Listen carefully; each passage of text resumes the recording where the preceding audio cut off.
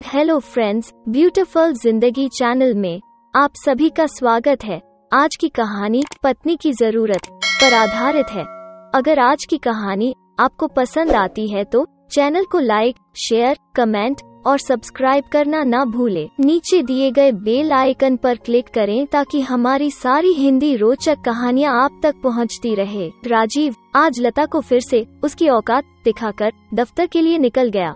और दिखाता भी क्यों ना, वो ज्यादा पढ़ी लिखी महिला नहीं थी। वो सिंपल घर में रहने वाली महिला थी जिसका काम सिर्फ कपड़े धोना, खाना पकाना, बिस्तर लगाना, घर की सफाई करना, बच्चों को अच्छी शिक्षा देना, घर के बूढ़े बुजुर्गों का ध्यान रखना था और घर में आए हुए मेहमानों का स्वागत करना उसका मेन काम था। तभी राजीव बोला, इन सब काम की क्या अहमियत है, यह काम तो एक नौकरानी भी कर सकती है। यह सुनकर लता ने अपने गालों से आंसुओं के बूंदों को साफ किया और फिर से अपने कामों में जुड़ गई। रोज की तरह राजीव का फोन आया कि वो ऑफिस से देर से आएगा और खाना बाहर ही खाएगा। लता समझ गई कि बाहर से पी के आएगा।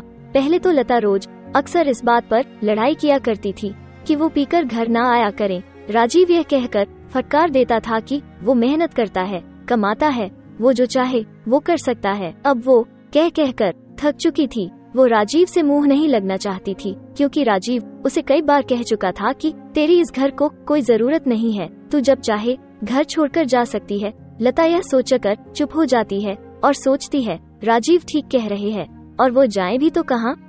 मायका बचपन से ही पराया हो जाता है। यदि घर की बेटी 2-4 दिन ही मायके में रहे तो आस पड़ोस के लोगों के कान खड़े हो जाते हैं। रिश्तेदार के लोग चुटकियां लेना शुरू कर देते हैं। आखिरकार बात माँ बाप की इज्जत की होती है। यह सोचकर लता अपमान सहकर उसी घर में रह जाती है।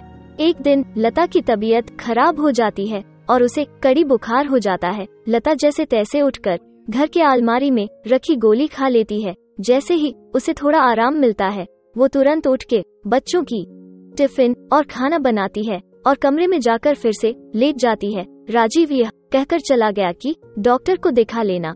शाम तक लता का बुखार बहुत बढ़ चुका था।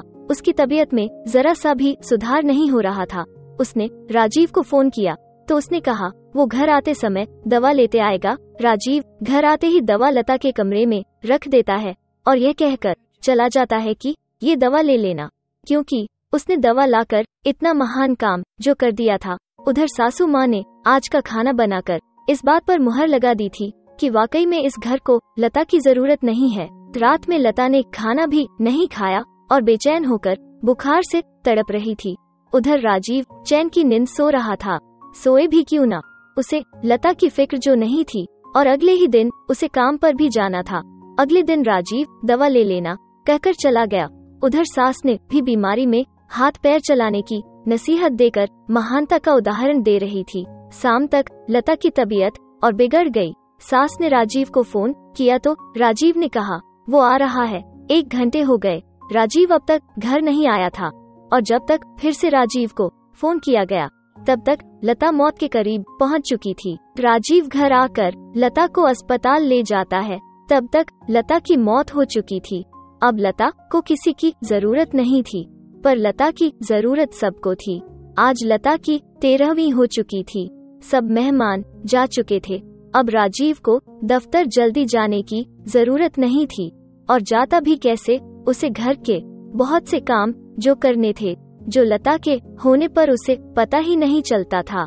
आज उसे पता लगा कि लता की इस घर में कितनी जरूरत है। आज राजीव को अपने तौलिए, ऑफिस की फाइलें, यहाँ तक कि छोटी छोटी चीजें जिसका उसे आभास भी नहीं था, नहीं मिल रहा था। उसे पता भी नहीं था कि उसे लता की कितनी जरूरत है। आज लता के जाने के बाद घर घर नहीं चिड़ियाघर लग रहा था। सास की दवाई, बच्चों को समय पर खाना नहीं मिलता, राजीव को बिस्तर लगा नहीं मिलता, राजीव को घर पर इंतजार करने वाला कोई नहीं था। अब तो उसको कुछ बताने की जरूरत भी नहीं थी कि वो कहाँ है, कब आएगा, क्योंकि कोई पूछने वाला ही नहीं है। आज राजीव को लता की कितनी जरूरत है यह बताने के लिए उसे अपनी जान देनी पड़ गई। लता को अपनी अहमियत बताने के लिए इस दुनिया से विदा लेना पड़ा। आज सबने यह मान लिया कि लता को इस घर की नहीं इस घर को लता की जरूरत है। दोस्तों, क्या एक पत्नी को अपनी अहमियत बताने के लिए अपनी जान देनी पड़ेगी? आपका सुझाव इस बारे में क्या है, हमें जरूर बताइएगा। दोस्तों, आज की कहानी आपको कैसी लगी हमें कमेंट बॉक्स में जरूर बताइएगा। Thank you for watching. Please subscribe my channel. Bye bye friends.